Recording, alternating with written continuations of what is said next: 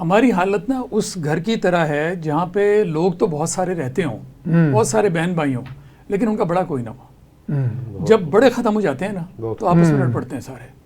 हर बड़े हैं तो हम बड़ा मानने को तैयार नहीं है, कुछ ऐसा भी कुछ बड़े होते हैं, उनमें हमारे सदर, वजीर आजम, जो हमारे सियासी लीडर, बड़े बड़े दानिश्वर, ये वो लोग होते हैं, शायर, हाँ। ये वो लोग होते हैं जो कौम के बड़े होते हैं, जो फिक्र करते हैं, वो एहसास दिलाते हैं और बाकी लोग उसका एहसास करते हैं और आग भी बुझाते हैं वो। जी, आग बुझाते हैं। इस वक्त सूरत हाल ये है कि मियाँ साहब हम डिवाइडेड हो चुके हैं। बदकिस्मती ये है कि हमारा बड़ा कोई नहीं है, हम किसी बड़े को बड़ा मान भी नहीं रहे और किसी बड़े पे हमें एतबार भी नहीं है, और बड़ा खुद भी इस वक्त एक पोलराइज हो चुका है। तो हमें ज़रूरत इस अम्र की है कि इस वक्त हम काम डाउन हों। देखिए, सबसे पहली ज़रूरी चीज़ ये है कि हम काम डाउन हों। आपने अभी पाकिस्तानी ऐवान में या कौमी असम्बली में होने वाली तकरीरों का जिक्र किया। कौमी असम्बली में भी और सेनेट में भी अगर आप नोट करें तो सिवाय पॉइंट स्कोरिंग के और कुछ भी नहीं दिखाई दे रहा पे क्या हुआ है। यानी वो अल्फाज और वो गंदे अल्फाज भी इस्तेमाल हुए जो हम सोच नहीं सकते थे कि ये भी हमारे यानी ऑन एयर जाएंगे और लोग घरों में ये देखेंगे। कैन यू इमेजिन किस लेवल पे हम आ गए। तो दूसरी एक और चीज़ मैं आपसे अर्ज़ करूँ, अब इससे हटकर हम बात करते हैं फ़ौज के किरदार का कि जिसने मुल्क में मार्शल लॉ लगवाया, बर्बाद किया, जी ये किया। मेरी इस बात को ज़रा थोड़ा सा बर्दाश्त कर लीजिएगा। मैं अगर आपसे ये कहूँ कि पाकिस्तान में फ़ौज ने कभी मार्शल नहीं लगाया।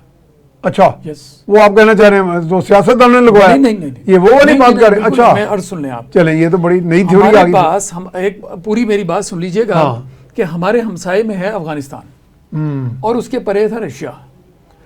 1945 के बाद जब बाइपोलर हो गई दुनिया तो उस वक्त रशिया और अमेरिका की एक सर्द जंग शुरू हुई। ठीक है। रशिया ने इन्फ्लुएंस किया मशरकी यूरोप के ऊपर, आधा यूरोप उन्होंने कब्जा लिया। अब उन्होंने बढ़ना था इधर अफगानिस्तान की तरफ। अफगानिस्तान में उन्होंने जब इन्फ्लुएंस बढ़ाना शुरू किया तो अमेरिकन खटके और 1950s में उन्होंने पाकिस्तान में मार्शल लॉ लगवाया और यहाँ पे अड्डे कायम किए, क्योंकि सिविल गवर्नमेंट उनको यहाँ पे अड्डे बनाने ना देती।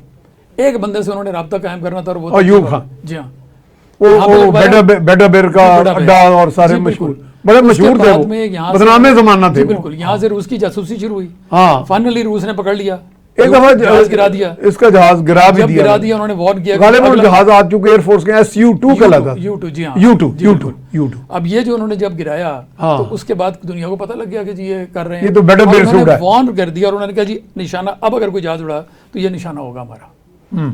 अमेरिका को अपने अड्डे समेटने पड़ गए। मीनवाइल अयूब खान को चस्का पड़ चुका था, वो अपनी कंटिन्यू करते रहे। जैसे तैसे उनकी हुकूमत खत्म हुई, मुल्क 2 हिस्सों में तकसीम हो गया।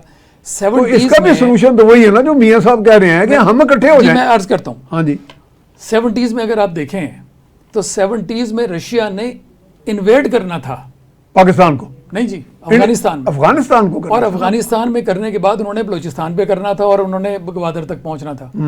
ये अमेरिकन, वो जो उनका ख्वाब है गर्म पानी होता, गर्म पानी होगा, उसका पूरा उनका प्लान यही था। और that's why they invaded India, sorry Afghanistan, and that had been in 1979। ठीक है, but before that Americans were knowing, उन्होंने पाकिस्तान में लगवा दिया मार्शल लॉ। ये जो आप तहरीक निज़ाम मुस्तफ़ा सुनते हैं जिसमें हम भी बच्चे बच्चे होते थे और बड़े जोशो खरोश से हिस्सा लेते थे। जी, बहुत उसकी प्लानिंग मकबूलियत उसको मिली। उसको कोई चीज़ चाहिए थी, कोई रीज़न चाहिए थी, वो खराब उसको। अच्छा, ये वैसे इस लिहाज से ये जितने भी बैरूनी एजेंसियां हैं, भले वो KGB हो, भले वो CIO हो, मियाँ साहब की तरफ भी मैं आता हूँ, वो इन चीज़ों को बड़ी आइडियोलॉजी बनाते हैं, एक बकायदा स्लोगन बनाते हैं। ये कहानी पूरी सुन लें जी। उसके बाद जब तक रशिया रहा मुल्क में मार्शल लॉ रहा। अप्रैल या फरवरी की बात है, फरवरी 88 में जेनेवा अकॉर्ड हो गया। ठीक है जी, अगस्त में ज़िया-उल-हक साहब फारिग कर दिए गए जी, और डेमोक्रेसी मुल्क में आ गई दिसंबर तक।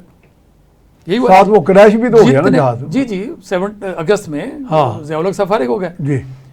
आप ये देखिए कि जब तक वहां पे रशिया रहा मुल्क में मार्शल लॉ रहा।